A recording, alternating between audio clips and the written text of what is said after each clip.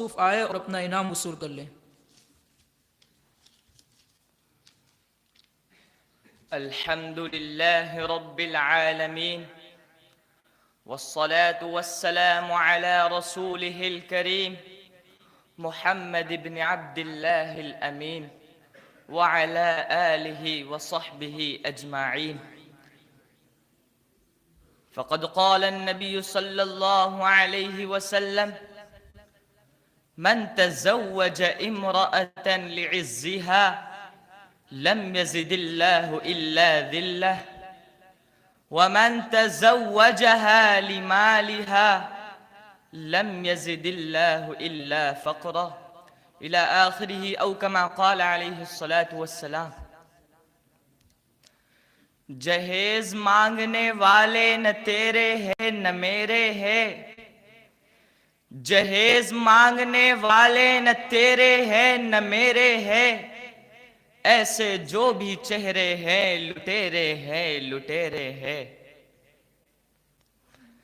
صدر محترم، حضرات حکم اور گرامی قدر سامعین کرام،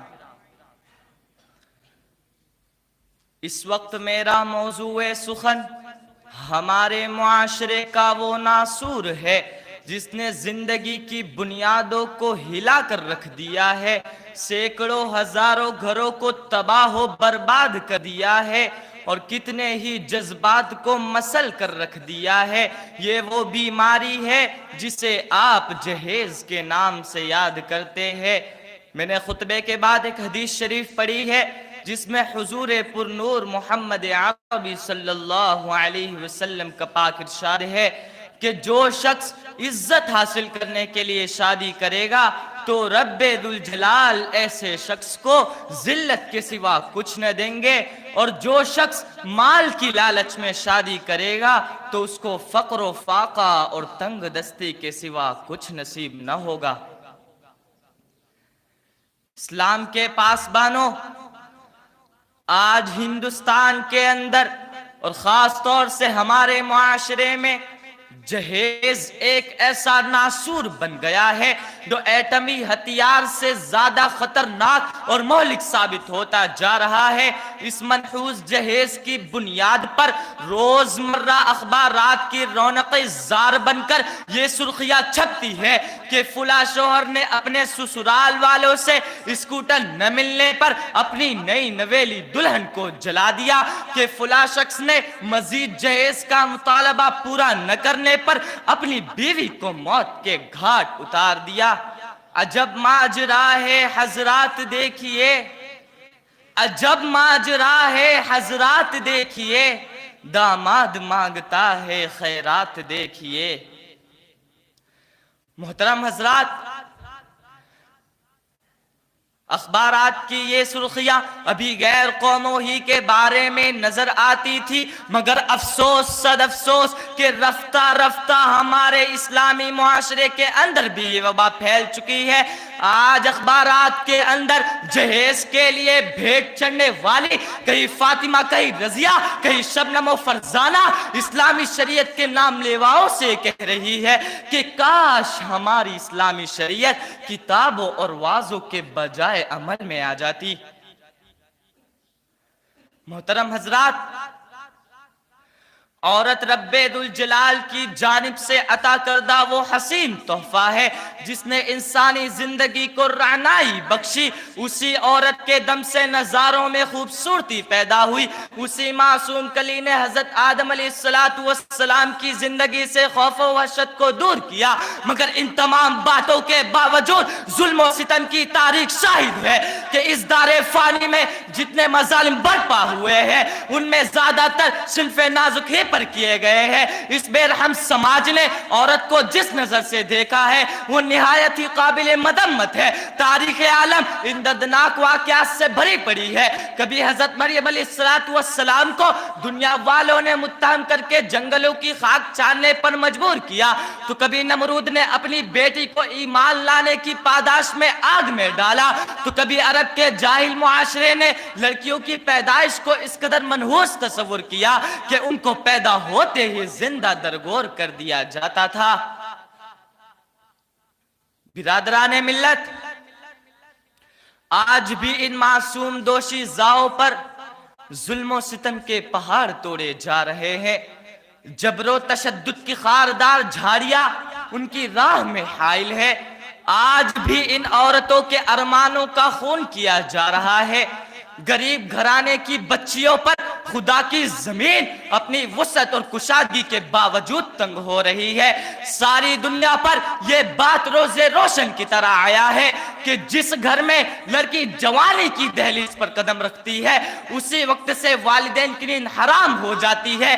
زندگی کا ہر لمحہ اسے سانپ بن کر ڈسنے لگتا ہے. ایک طرف لڑکی کی اٹھتی ہوئی جوانی ہوتی ہے تو دوسری طرف جنسی بھیڑیوں کی اٹھتی ہوئی نگاہیں ہوتی ہے تو تیسری طرف پڑوسیوں کی چیمی گوئیاں ہوتی ہے. والدین اس گلاب کے پھول کو سجانے کے لیے جب کسی لڑکے کو تلاش کرتے ہیں تو جہیز کے مطالبات ان کے ارادوں کو وہی مسمار کر دیتے ہیں.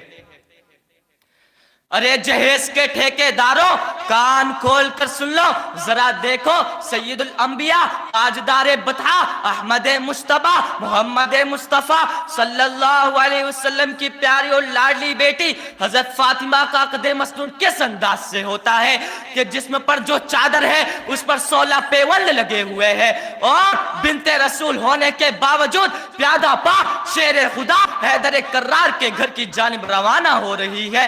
اور جہیز کے نام پر ایک چادر، ایک تکیہ، 2 مٹکے پر مختصر سامان علی مرتضیٰ کو پیش کیا جا رہا ہے.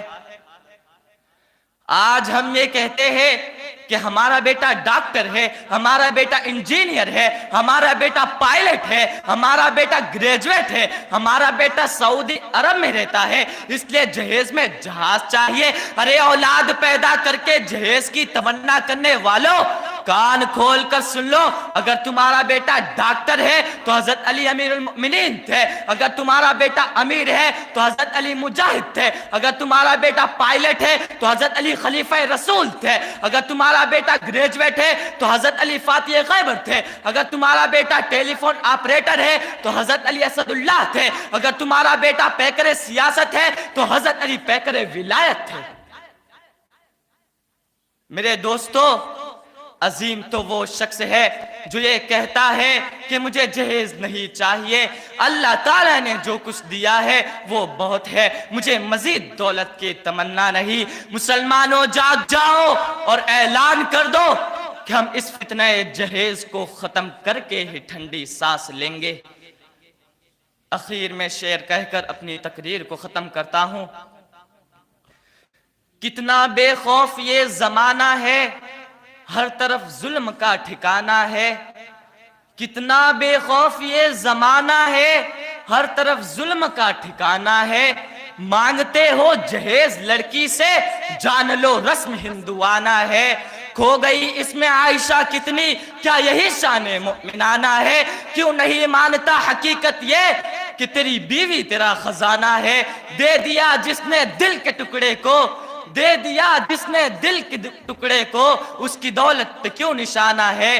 اب ستانا نہ بنت حوا کو، اب ستانا نہ بنت حوا کو، بات یہ میری مخلصانہ ہے. وما علینا الا البلاغ.